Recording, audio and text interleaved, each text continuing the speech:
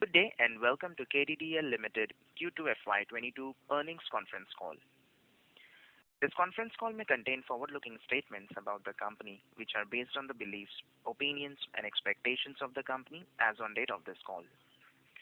These statements are not guarantees of future performance and involve risks and uncertainties that are difficult to predict. As a reminder, all participant lines will be in the listen-only mode, and there will be an opportunity for you to ask questions after the presentation concludes. Should you need assistance during the conference call, please signal an operator by pressing star then 0 on your touchtone phone. Please note that this conference is being recorded. I now hand the conference over to Mr. Yashu Sabu, Chairman and Managing Director, Kddl Limited, for his opening remarks. Thank you, and over to you, sir.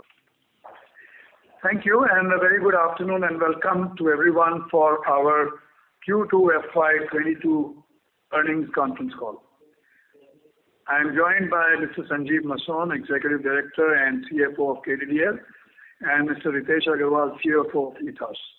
And we also have SGA, our Investor Relations Advisors, on the call.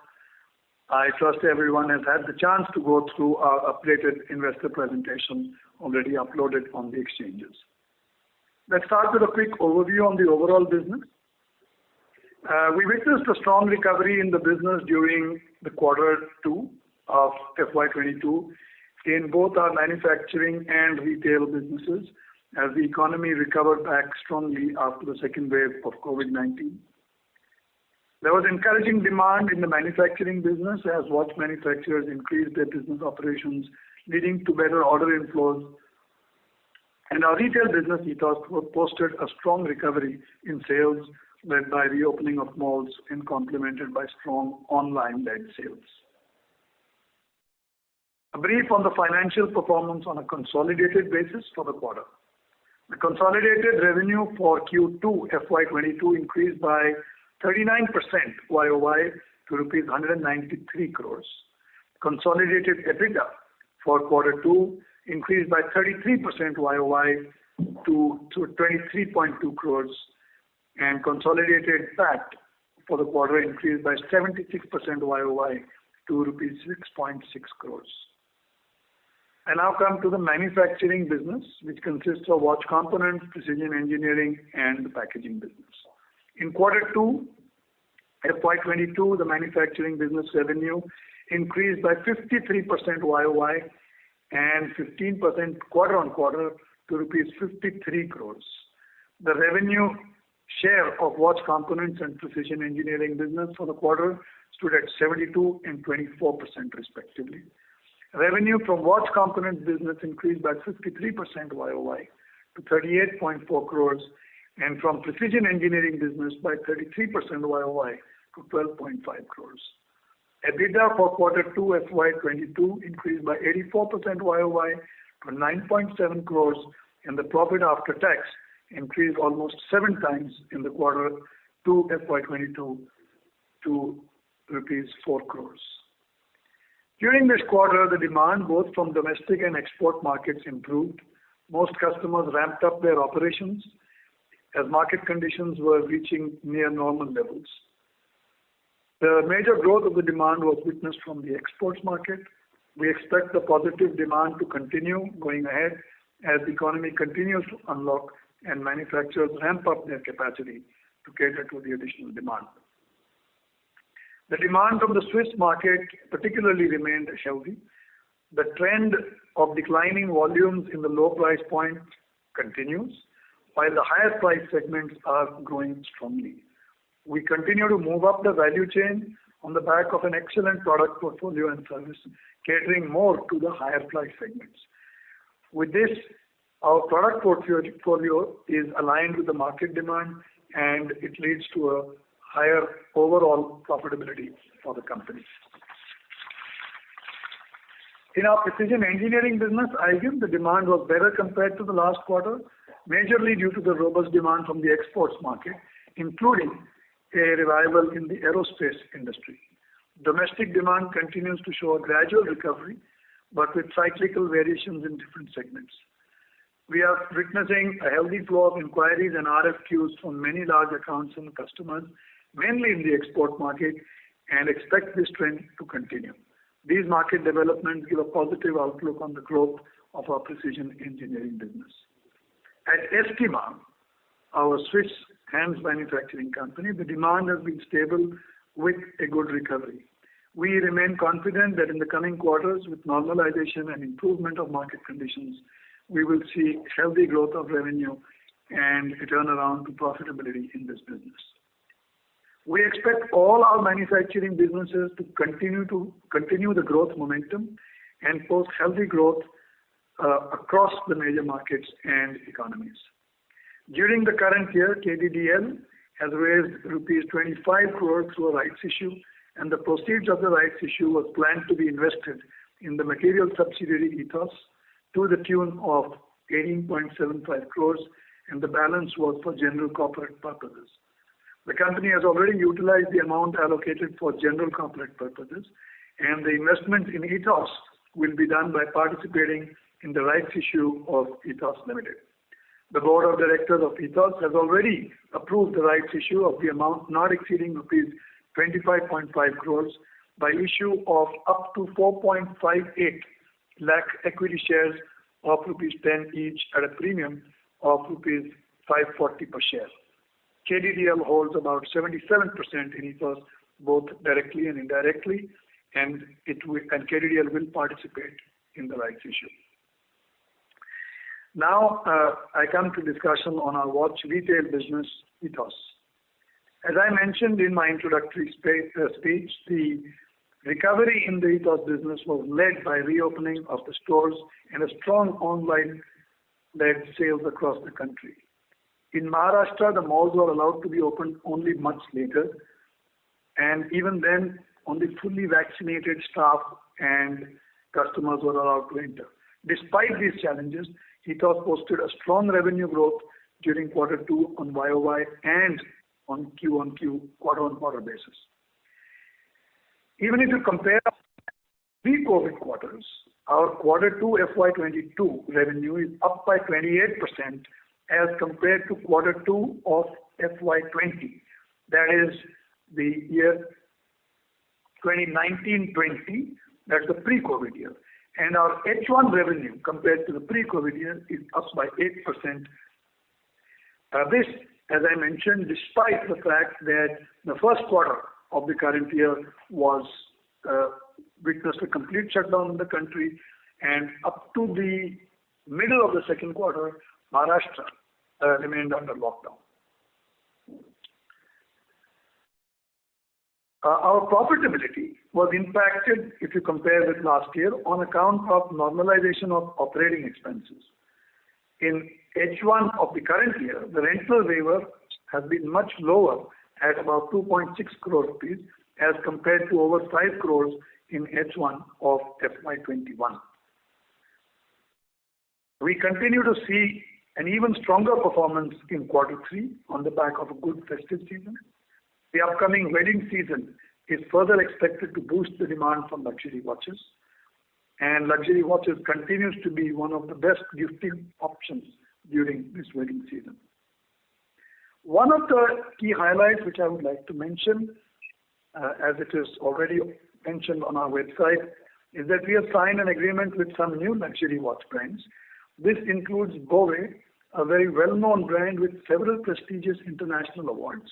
And I may mention that one of the awards is the most prestigious Aiguille d'Or, which is the best watch of the year, awarded by GPHG, the Grand Prix Horloge de Genève. That is the world's most prestigious horological awards. So Bovet won this award for the best overall watch in 2018. And of course, they have several other awards as well. We have also signed agreements with other high-end luxury brands such as Chapek and Armstrong, both being in the ultra high-end luxury space.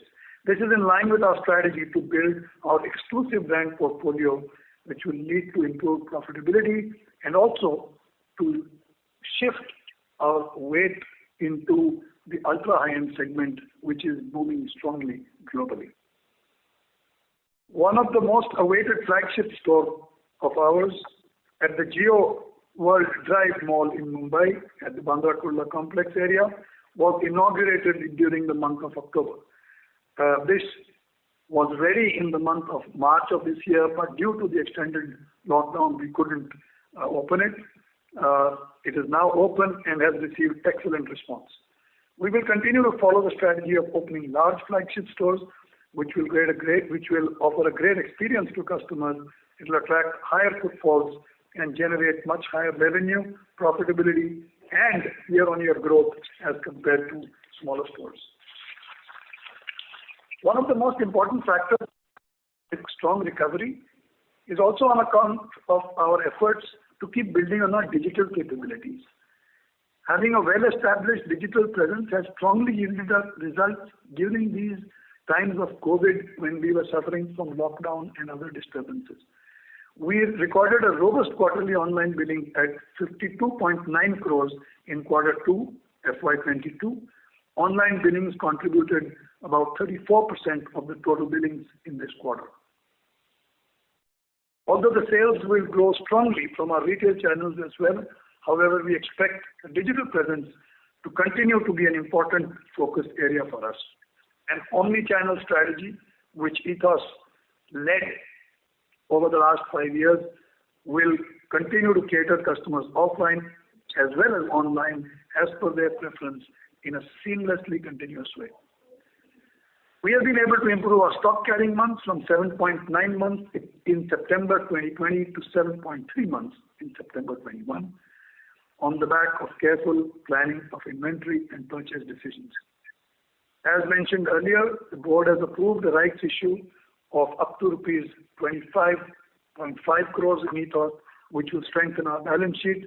We plan to utilize these funds for inventory in the newer stores, build digital capabilities, and on various business development initiatives. Before coming to the financial highlights, another new initiative that we have taken recently is signing up with Remova, a luxury luggage brand of the LVMH group. Ethos has signed a franchisee contract with Remova for the opening of the first Remova store in Geo World Plaza, Mumbai. Founded in 1898 in Germany, Remova is part of the LVMH brand's portfolio since 2017. It is a global leader in premium luggage and essential tools for a lifetime of travel, and it is a brand with a huge heritage since 1898. This is a very significant step for us because it represents our first foray into luxury goods other than watches. Let me now give you the financial highlights of Ethos. Consolidated total income for Q2 FY22 increased by 27% YOY to about 137 crores. Consolidated reported EBITDA for Q2 FY22 was down 9% YOY to rupees 15.3 crores. Consolidated PAT for Q2 was down by 20% YOY to 2.6 crores, primarily due to the impact of Ind AS 116. Stock at the end of September 2021 quarter was at 212 crores as compared to 182.5 crores in September 2020. As our financials are impacted by Ind AS 116, our adjusted financials are published in the presentation, which you can look at both for Kddl and Ethos. Our pre-owned watch business, which is being run through our website secondtimezone.com, has also witnessed a huge increase in visitors in recent times. It is the largest platform, largest by far, for pre-owned watches in India. We believe the pre-owned watch business in the medium and long term has a great potential to scale up with a robust profitability. Our Second Time Zone lounge in Delhi has also witnessed good interest. We aim to become the most trusted and transparent omni-channel platform in India for trading of pre-owned watches and other luxury products. With that, I come to an end of my speech, and I now welcome your questions and participation. Thank you very much. We will now begin the question and answer session. Anyone who wishes to ask a question may press star and 1 on their touchtone telephone. If you wish to remove yourself from the question queue, you may press star and 2. Participants are requested to use handsets while asking a question. Ladies and gentlemen, we will wait for a moment while the question queue assembles. Reminder to the participants, anyone who wishes to ask a question may press star and 1 at this time. The first question is from the line of Rahul Agarwal from InCred Capital. Please go ahead. Hi. Good afternoon, and thanks for the opportunity. Hi. So I had questions on the new brand tie-ups. Congratulations for that. Just wanted to know on the luggage side, will the unit economics be very largely different versus watches in terms of inventory turns, asset turns, or margins? Secondly, if you could give some color in terms of what's really happening on the premium luggage side in India, as in how big is the market, what are the leading players, and what is the Ethos' plan over the next 2 years, and what Rimowa can actually add, over the next 2-3 years, and how is that a franchise contract? I thought that's a franchise agreement you signed with Rimowa. How is that different versus any other type of? So that's the first basically large question on the luggage side. Okay. If there are other questions, Rahul, why don't you go ahead and ask all of them so we can answer them together? Sure. Secondly, on the Bombay Fleury tie-up, so as I understand, it's exclusive to Ethos. So does that mean nobody else sells it in India? That is one. And secondly, the idea for the company essentially was to get into higher price range, and as you said, it's the entry into larger share of exclusive brands, ultra high-end watches. So what's the price range of these watches? That was my second question. That's all really from my side. Thank you. Okay, thank you. So Rahul, on luggage, obviously, so first thing about the brand, Rimowa is, of course, as I mentioned, an extremely well-known brand. It's part of LVMH Group, which is the number one group globally. And LVMH Group acquired this brand a couple of years back, I think about 3 or 4 years ago. It really sits at the very top end of business luggage and business-led high-end luxury luggage and travel accessories. You can see their boutiques pretty much worldwide in the leading malls. I believe that when we open the boutique in Mumbai, it will be the best offering for professional business and high-end leisure travel.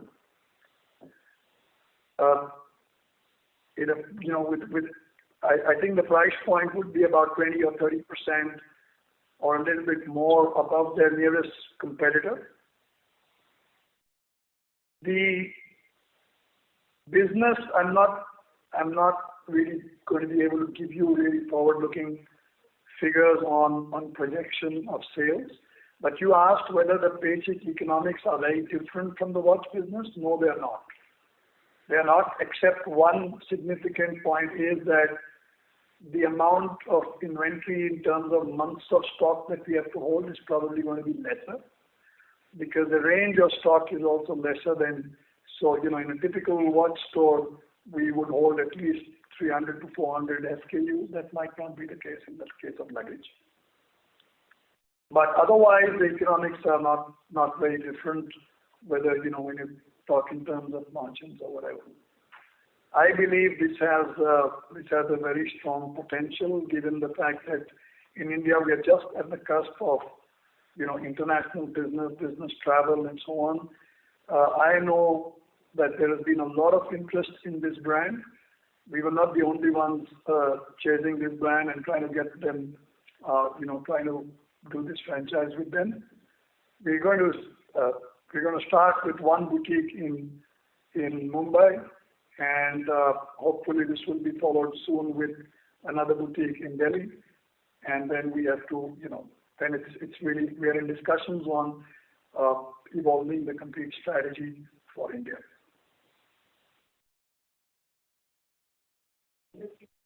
So again, luggage like travel was one of the most severely hit businesses over the last 2 years due to COVID. But as you know now, travel is going to come back with a bang. It's already back with a bang. and we can expect a very strong takeoff when we start with this project. As far as Bowe is concerned, yes, it's a high price point watch, very exclusive. They make everything in-house, and I will encourage you to check out their website and all the fabulous distinction that this brand has got. Their price points essentially start from around a 15 lakh rupee and go all the way up to a crore and often even higher. They are specialized on bespoke watches. So they make a range of watches, but if a collector wants, an ultra high net individual wants them customized or wants a specific watch customized with special painting or special features, they are very well positioned to do that.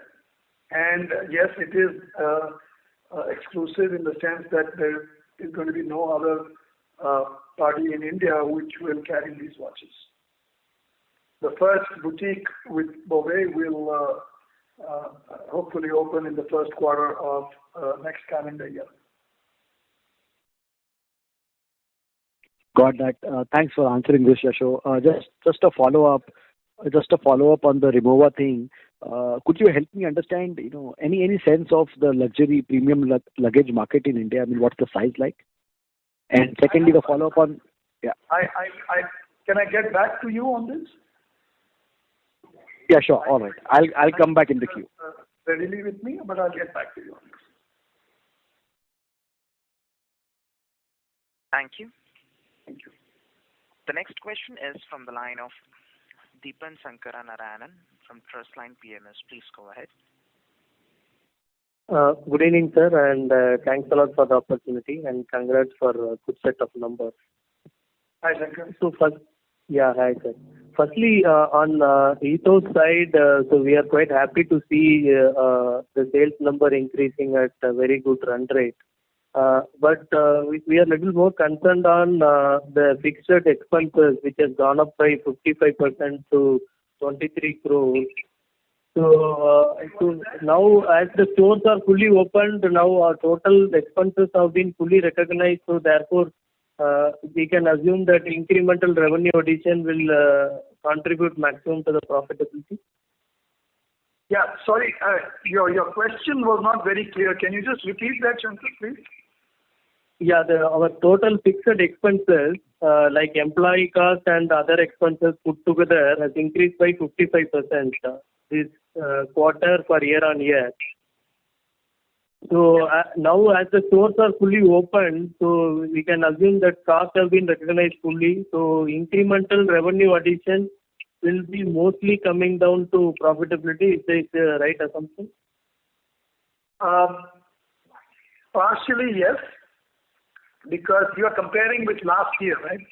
So last year, there was a huge rental waiver that was given by all malls, which has not happened in this half year, and especially not in quarter two, right? Because last year, practically all malls gave 70, 80, some malls even gave 100% waiver for several months.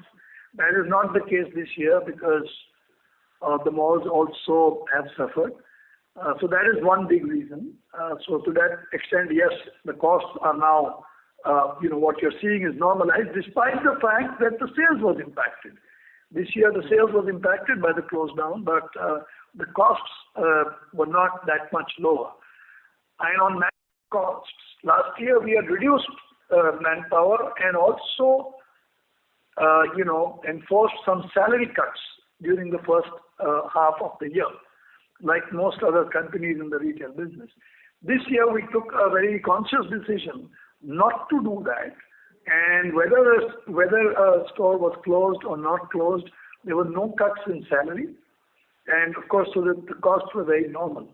So in a sense, what you're saying is correct. The cost base is the normalized cost base. And of course, as a percentage of revenue, these costs will come down when sales go up in the coming quarters. Okay, that's great to hear, sir.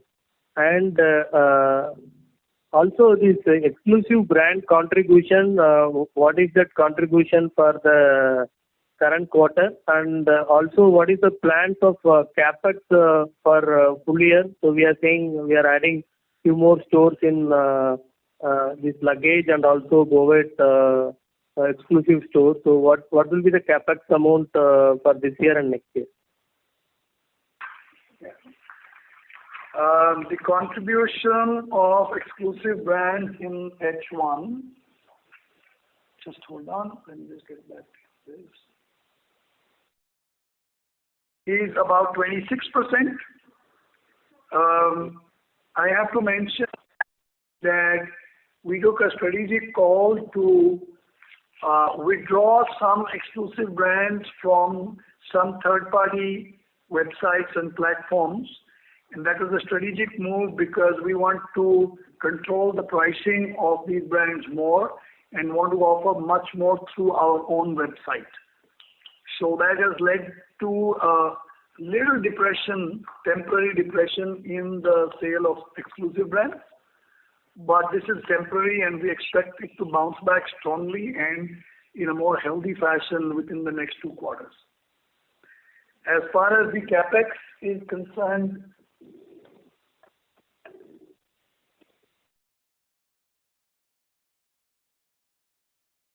on the exclusive brands, though the percentage has come down, in absolute terms, the value has remained the same, and we expect a very strong bounce back in this quarter. As far as your question on CapEx is concerned, let me see if we have the figures of the balance CapEx. But if I were to, so I know that Nova store will not be fitted out in this financial year. It will probably start Q1 of the next financial year. The Bombay boutique is already under fit out. I expect the capex is not going to be very, very high in this financial year, in the remaining part of this financial year. Probably of the order of about 3 to 4 crores, maybe a little bit more. Big max 5 crores. Okay, sir. And lastly, from my side, so can you update us in terms of process for demerger or IPO, which we are planning for Ethos? So when this process is expected to get completed?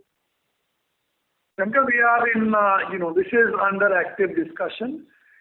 We have been in touch with some advisors and we have been advised that we should be cognizant of the current healthy situation in the capital markets. So this is under discussion, and as soon as we have a final decision on this, of course, we're going to come back to you pretty soon. Okay. Sure. Thanks a lot and all the best. Thank you. Thanks, Shankar. Thank you. The next question is from the line of Vikram Vilas Suryavanshi from Phillip Capital. Please go ahead. Hi, Vikram. Yeah, hi, sir. Good afternoon, and congratulations for strong recovery, and I think recovery was pretty strong in the manufacturing also. Thank you. Yeah. I think I've got answers for some of the questions, but on taking further to the kind of recovery we have seen in manufacturing, how is the outlook for growth for precision as well as the watch, if you can highlight?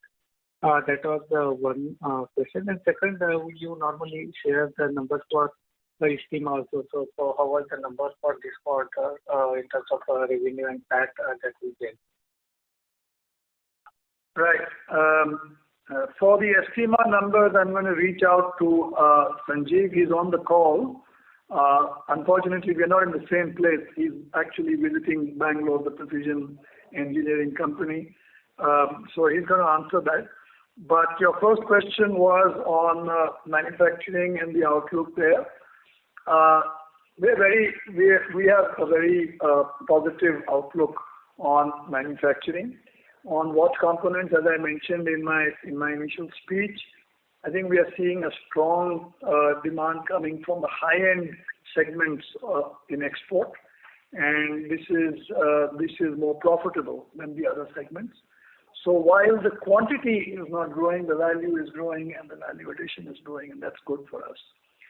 On the precision engineering side, again, we are conscious of the fact that the growth in this business has not been as what we had projected earlier.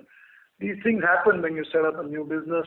Sometimes, your initial projections and thoughts have to be calibrated and rethought.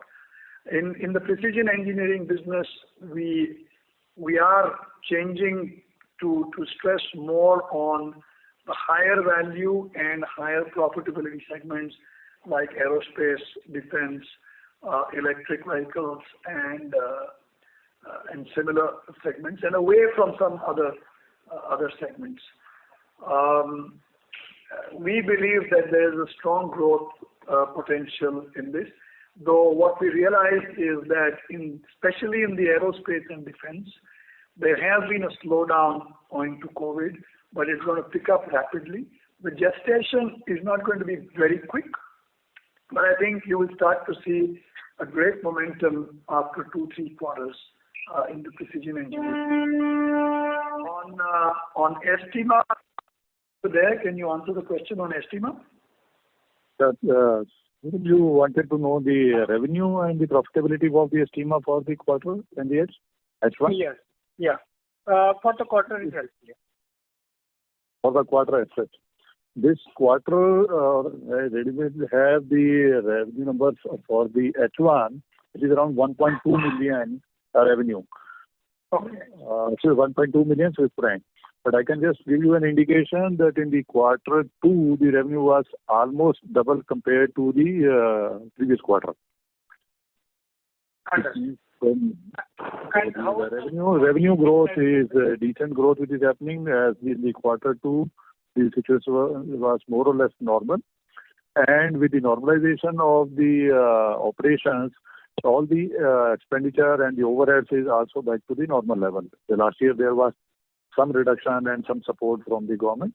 Now we have a normal overheads and the revenue is also on the growth and normal levels.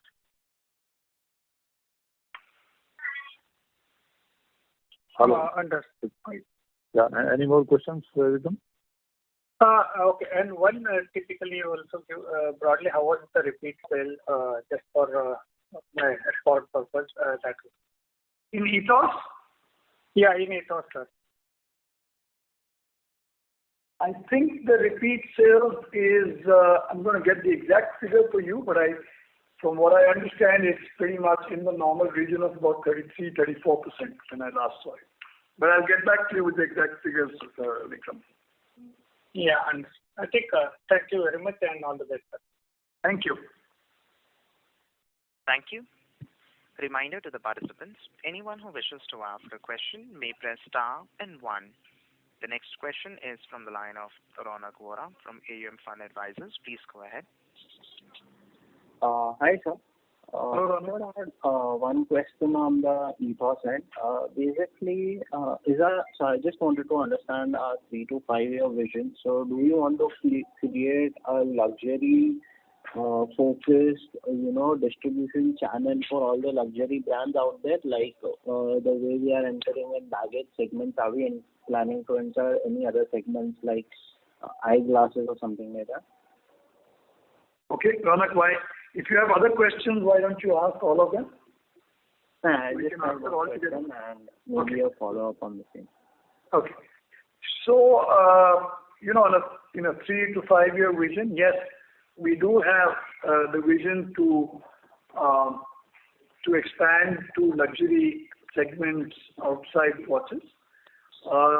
We believe that the experience we have in the luxury business, the experience to understand and manage luxury brands, our understanding and insight of the luxury customer in India, the creation of our omni-channel and digital platform, specially suited for the luxury business. It's not a FMCG or a fashion business.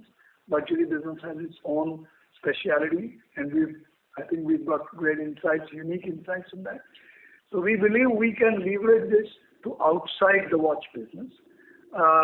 Luxury luggage and travel, of course, is one segment. As I mentioned, We made an entry into this with the franchise of Remova.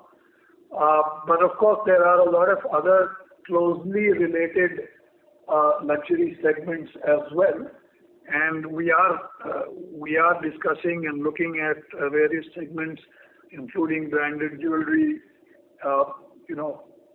which is very closely linked to watches. Branded and internationally, jewelry is very close, and many retailers internationally who retail watches also retail branded jewelry. So an extension into branded jewelry is pretty logical, and we are looking at that. And there are other segments also that we are looking at in the luxury segment, and our 3 to 5 year vision certainly captures that. Okay. And so in terms of growth or top line focus for Ethos, so where do we want to see in the next 3 to 5 years? Is it like 3x or 4x going ahead, or just to give a whole picture, or what your internal targets are? Well, we'd love to. We are ambitious, and we have we continue to discuss how we can make our targets more ambitious and more aggressive. I'm not really sure whether we can share exactly what targets, but I can assure you that there's going to be very strong growth going forward. About 2 or 3 years ago, we had said that in 4 years, 4 to 5 years, we will hit. Our target is for 1,000 crores turnover and 10% EBITDA.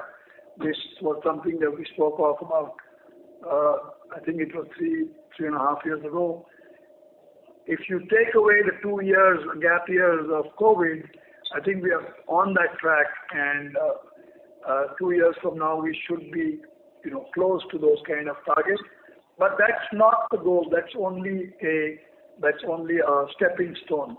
I believe there is a lot of growth left after that. What I would like to say is also this. India is just at the threshold of a consumption boom, especially in the premium and luxury segments. We are approaching the threshold level of a per capita income of $2,500. It's around this threshold where disposable income and non-essential spending starts to take off. Luxury spending starts a little bit higher. I believe Indian GDP growth will meet its high targets of 8% or around that over the next few years. There will be a rapid growth in wealth, especially in the higher segments, and therefore there is reason to believe that in the luxury segment there will be strong growth, definitely double-digit growth, probably more than just simple double-digit growth. It will be a healthy double-digit growth. So we have a very positive outlook on a 3 to 5 years time frame. Okay. And sir, lastly on the reselling model, so can you just give me a brief overview? I'm new to the company, so I'm not sure when you were talking about this, if you can just touch upon it. So we've spoken about this several times, Ronak, and I would encourage you also to visit the website, secondtimezone.com. If you happen to visit Delhi, do visit the Second Time Zone lounge that we have. That gets you a sense. It's not only the numbers that matter. I think the finesse and what we are trying to do, which is very important in the luxury business. I would encourage you to sort of feel that. As far as the business is concerned, buying of pre-owned watches, we buy pre-owned watches, we refurbish them, we check if they are authentic, we refurbish them, we offer them for sale with a 2-year warranty. Everything is done officially. These are officially imported watches. Everything is sold officially, and it's a business that is growing very rapidly, not only in India but globally. If you Google pre-owned watches, you will see several global websites that have grown rapidly over the last 3 to 4 years, and we are experiencing the same trend in India. Okay, sir. Thank you. Thank you.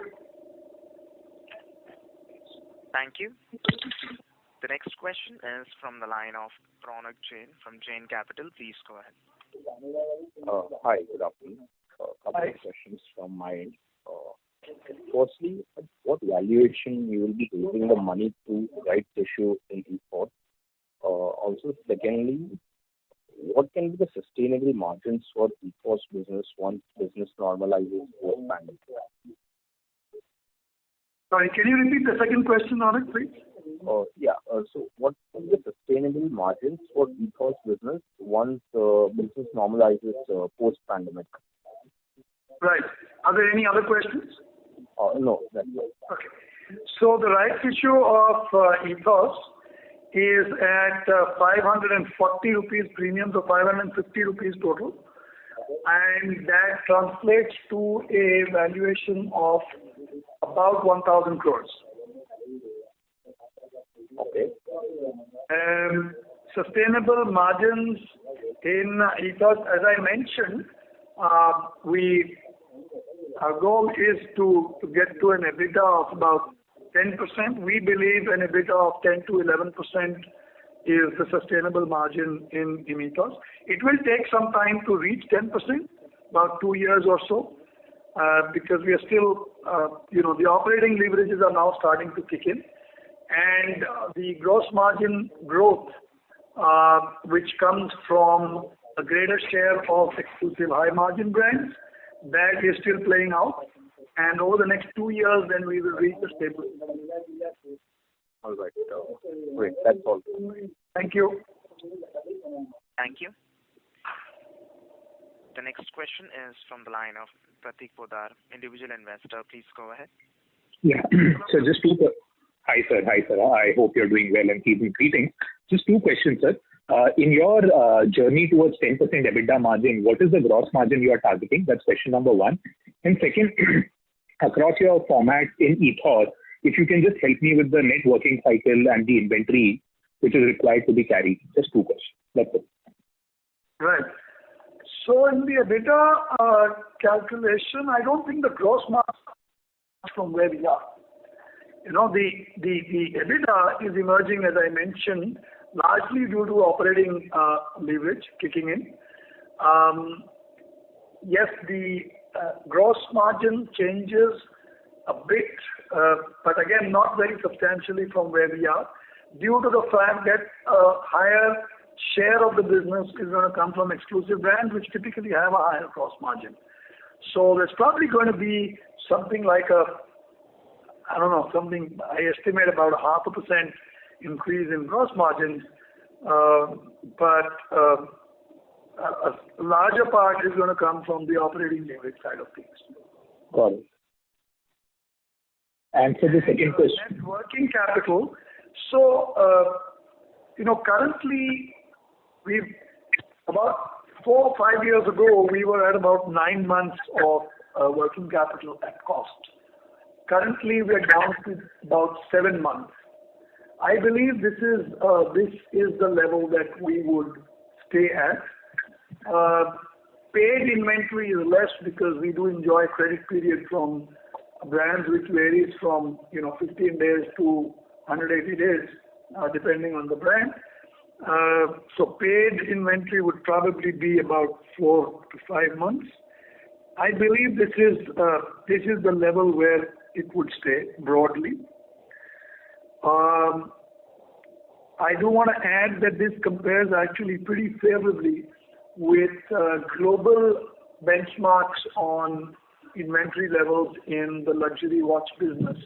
Globally, they tend to be in the region of 10 to 12 months.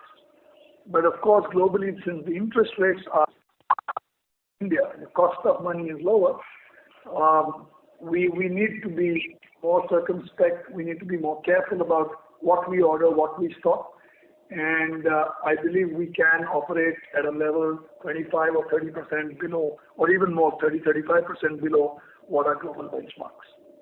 So if I may ask a follow-up, just the difference between paid inventory and inventory at cost of 7 months, is it a part of inventory is on return basis where it is being funded by the brand owner? No. What is my inventory is, let's say, 7 months, but on an average, if I enjoy 2 months of credit, then my paid inventory is only 5 months. So it's essentially the credit period, the average credit period from my vendors. Okay. And net working capital month. understood, sir. And last question, sir. Watches is a very long tail business. For that, omni-channel is critical. With us not having an app, how much of a big business opportunity are you missing over there? Because it would be very critical for you to.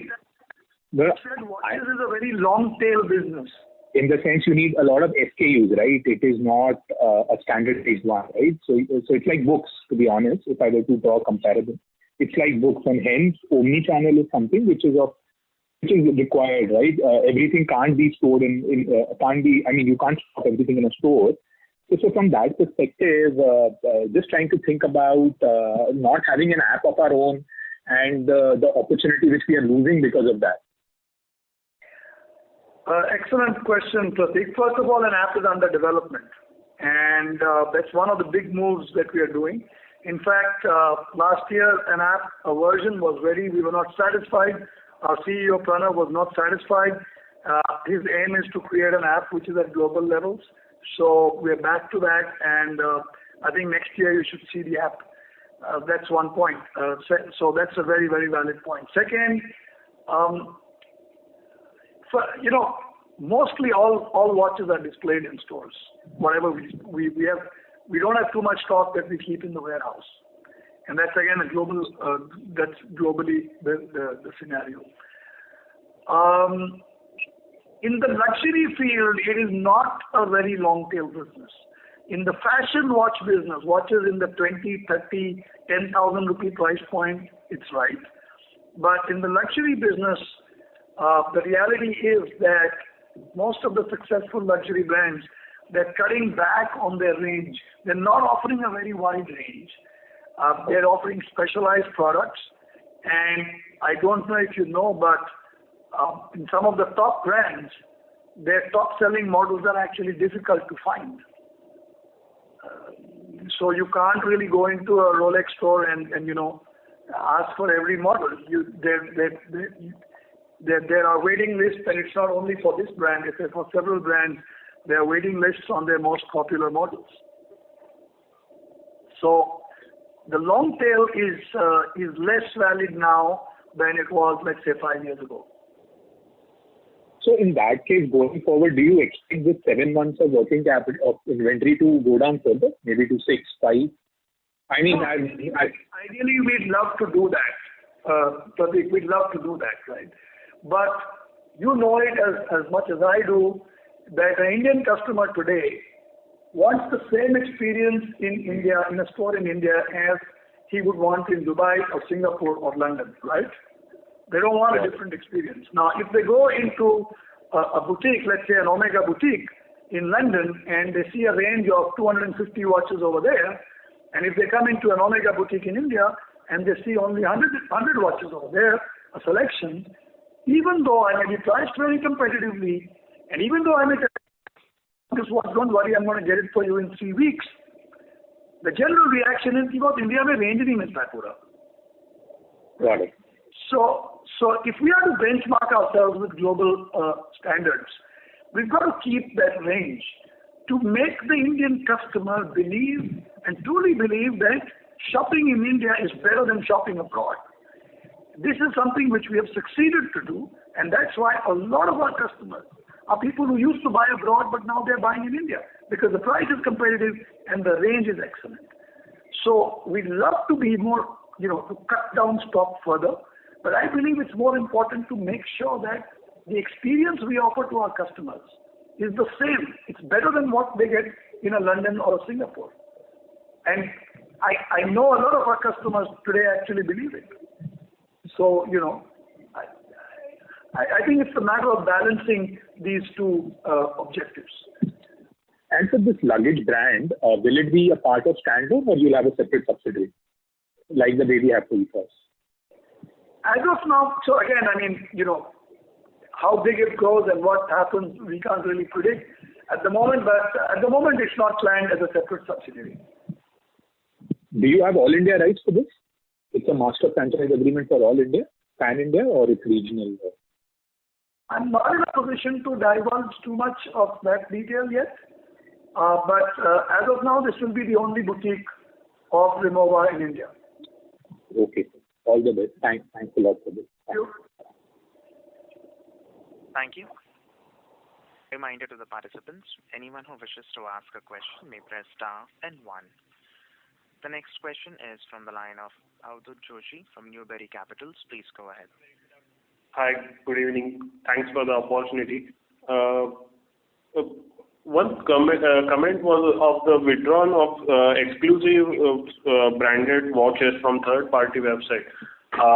In line to that, I have also heard that there is a shortage of exclusive brands in the market, and I think this strategy of management is in line with the same. I would like to know, because this will add, going further, this will add to the profitability. I would like to have a view from management. Thank you. Mr. Joshi, I think our strategy on exclusive brands is evolving, and it's based on the success we are seeing. Our digital platform, our communication on digital platform, we are successfully establishing the presence of exclusive brands in among the Indian customers, and it's important that let's say the credibility of the exclusive brands is not impacted adversely. So, and one of the aspects is to be able to control the pricing. So, as you know, on third-party websites, sometimes that's not very easy. If a stock is held for a longer period of time, more and so on, and that sometimes leads to a problem because we don't want our brands, our exclusive brands portfolios to be brands to be selling at huge discounts. We don't see the need for doing that because they are established and customers are picking up these watches. That's also a feedback that we have from our brand partners in Switzerland or elsewhere who say, look, you're doing well. Why, please don't discount the brand because it's somehow beyond a point it impacts the credibility. So we want to control the discounts. We want to have a greater say in how the brands are presented, with what environment, even on the online space. And yeah, it's part of the evolving, strengthening and evolving strategy of exclusive brands. Understood. Thank you. That's it from. Thank you. The next question is from the line of Adit Shah from Vibrant Securities. Please go ahead. Hello, Mr. Shah. Hello, good evening. Hello, good evening, sir. Lalaram here. Very good evening to Yashu sir and all the team. And really happy to see the business doing really well with the recovery. I have a lot of questions. So should I just ask them together? Yeah, please go ahead. Okay. My first question is on the Ethos side, the third-party websites. I believe you're referring to the likes of Tata CLiQ, Nykaa, and even Myntra, where we see a lot of your exclusive brands. So firstly, do we only put the exclusive brands list them on these websites? Number one, can you confirm that? Number two is, what percentage of sales do we derive from these websites as of today of our overall pie? Then I want to know that Ethos valuation after the rights issue, it seems that it will be almost doubling compared to our last fundraise, which was happening at around 250 rupees. So actually it is more than doubling. And even if I go before that, I think in 18, when I believe Alchemy and other guys had invested, it was 292 per share. So even if I take that as the base, it is almost 88% higher. So I would love to know why we believe that the business valuation has doubled, and that would be helpful. Then my question is on on value unlocking in Ethos. Is SAF Partners holding the only deterrent for demerger, which means that if they exit Kddl completely, will there be no further hurdle in demerging and listing? Can you please confirm that? My next question is on onboarding Patrick Hoffman on the board. He's an esteemed individual and used to head JLC, and also I think right now is involved with a very big pre-owned global watch platform. So I want to understand what is the kind of value which we are expecting to derive from such an esteemed personality, and how that can help for us, given that we are still largely an India-based company, both in new watches and pre-owned. So are we looking to further go beyond India in pre-owned or new watches? Is that something which by someone like Patrick would be helpful? So I have a lot of questions are there, but maybe if you can answer these, then I have 3-4 more questions. Sorry, sir, for this long list. No problem. So yeah, you are right about the third party. These are platforms like Tata Click, and largely we are doing our exclusive brands on this. Essentially because we don't really want to compete with other retailers who want to put on other watches. We want to have our own portfolio there.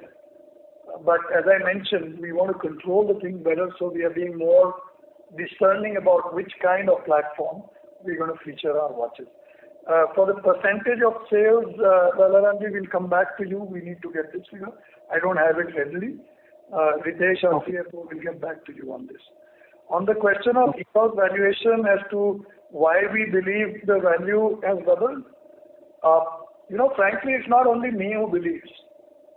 It's the shareholders of Ethos, and I'm a very, very small shareholder of Ethos, but it's the shareholders of Ethos who believe that, because we are expecting quite a great response on this rights issue. So the reasons for the jump in valuation are actually pretty clear, right?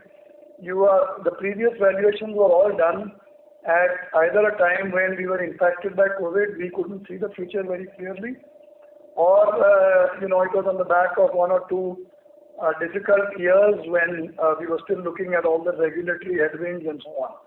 I think we are through with that. We are looking at blue sky. We are looking at all the leading indicators. They are looking positive. And, I think there's every indication. If you see macroeconomic, if you see valuation of Kddl, if you see the response to the rights issue. So, while, as you know, valuation is not an exact science. It is based on assumptions. But I believe we are not off the mark on this valuation, because the reasons for the increase in valuations are pretty clear. I think the proof of the pudding is in the eating, and if the rights issue is successful, and obviously this was discussed with the major shareholders of Ethos, and their views were sort of taken before the board of Ethos decided on a value. I believe the proof of the pudding will be in the eating, and we will see that pretty soon. As far as recovery is concerned, I think the shareholding of SAF is obviously the most important hurdle. And frankly, I have come to a point where I'm saying unless that is resolved, there is no point in discussing all the various scenarios.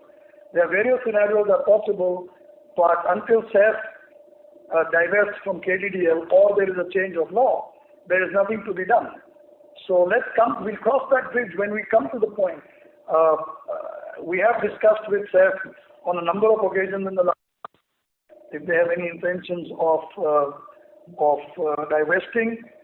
Right now it doesn't seem to be so, but when they do, then of course we will tackle this issue very proactively. Your last question was on Patrick Hoffman. Indeed, a very valuable addition to the board. It's not only that we will get an international expert only because if we want to expand internationally. Our business is international. Our business depends on relationships with global brands. It depends on how Ethos is viewed globally. Today, if you go and see globally top watch retailers, you will see names like Watches of Switzerland. I encourage you to go and check out Watches of Switzerland. It's a UK company. It's a listed company. They did an IPO 3 years ago. Have a look at that. It's comparable in its business strategy to what we are doing. Right? Similarly, if you see Siddiqui, if you see Hourglass, these are the leading retailers. You see Bucherer in Switzerland. These are the leading retailers, and they are globally recognized. We need Ethos if you want to grow and become the most powerful and the most respected watch retail or luxury retail brand in India. We need to have that international outlook, and for that we need to have these international associations, for which just sitting in India is not enough. So I think Patrick brings a lot of that international perspective. And while there are no immediate plans to go outside India, who knows? Who knows? I think the coming generation of Indians no longer recognizes the geographical boundaries of India. Right? This is the great thing about the younger generation. Shayad main aur aap we may, say that, okay, India is, we have to somehow grow within India. I think the younger generation says, wherever there's an opportunity, we will go. So I don't think there are any predefined boundaries. We have, it's still early days. I like to say that Ethos is like a startup. People say, no, Ethos is, 12 years old as a separate company. Yes, but we are in a startup field. The luxury watch business is at a startup in India. So we are a startup. Right. The sky is the limit as far as I think. So Patrick Hoffman is an addition keeping the future in mind. Understood. Thank you.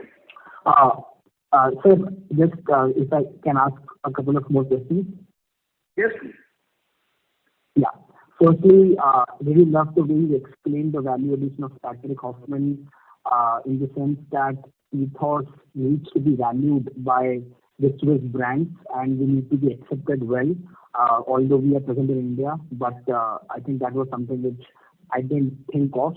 So thank you so much.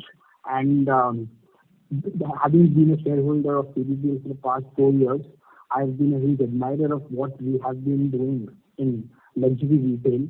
And the reason why I could sort of stick with, as a shareholder even during the lockdowns where things were just not looking, there was nothing even right, was the fact that we have built such great capabilities of digitally servicing the customers. I got your message also. Thank you very much. You have been, you've been a constant force. You've encouraged us and you've also questioned us. Very much appreciated. Thank you very much. Please, can you check on your questions, because I think there might be some others who may be wanting to ask as well. So please. Okay, sure. I will keep it short. Okay, sir. My question next would be, I think, only two. One is Rimowa. So Rimowa, I just want to understand that at what level have we thought through this? Is this more like, the discussions with the brand? Has the discussions been around, how many stores we need to open over the next 12 months? Or is it still that we'll open one store and we'll see how it goes? Is that what the level of discussion is? And number two is, what are the gross margins in this business? That's it. Right. So, Rimowa, for them, India, they know the potential of India, but they are stepping here for the first time. For us, the luggage business is a new field. So in a sense, you can say 15 years ago when we entered into the watch retail business, we said, this looks like a great field, let's enter in. And we started with one store. Today we are at 50. There were several brands who entered India with Ethos when India opened. Bucherer was one of them. right? Today it is at 14 or 15 of our stores. We have remained the exclusive partner for the brand for the last 16 years.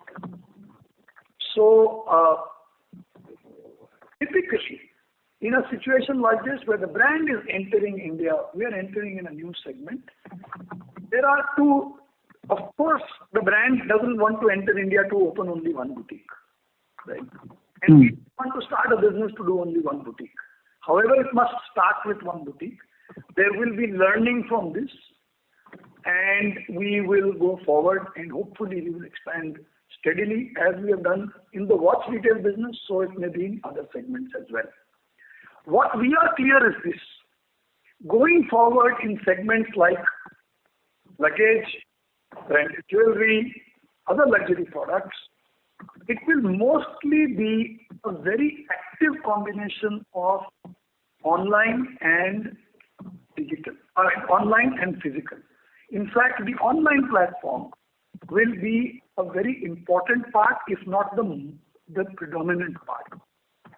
So, and that is a sentiment that is shared mostly by all the brands, which they are saying that we understand that, while we may need a certain number of boutiques in the country for a physical presence for the luxury experience, the digital presence, being able to serve the entire country through digital means, is extremely important, and that will be a central theme in our strategy going forward.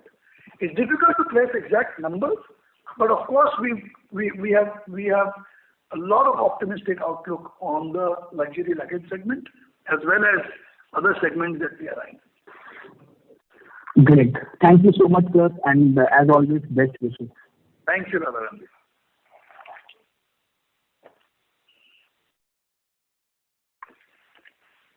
Thank you. Ladies and gentlemen, due to time constraint, we will take that as a last question. I now hand the conference over to Mr. Yashwant Sabu for closing comments. Thank you, and over to you, sir. Thank you very much. I thank everybody for joining the call, and I hope I have been able to answer most of the queries. In case there are queries still remaining, please contact SGA, our investor relations partner. We will get the queries and we'll do our best to answer them very promptly. Thank you very much and have a nice day. Thank you. Ladies and gentlemen, on behalf of Kddl Limited, that concludes this conference. Thank you for joining us, and you may now disconnect your lines.